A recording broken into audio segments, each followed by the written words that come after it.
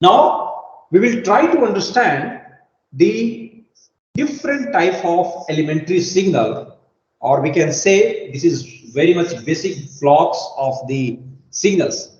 Just like when we study the English, we need to start with the letters.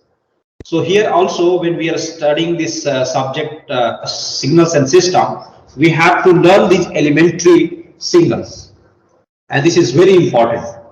You have to be very much knowledgeable in the form of this elementary signals. What are elementary signals?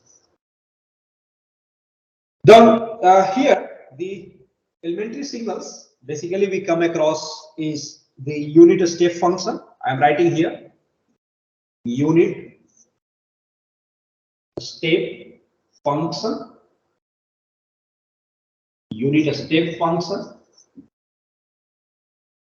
Second is unit ramp function. Second is unit ramp function. Third one is unit parabolic function. Unit parabolic function. Unit impulse function. Unit impulse function. Then fifth one is sinusoidal function.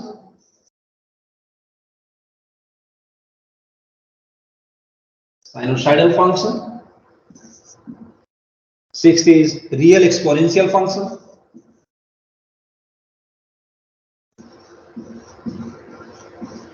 Real exponential function.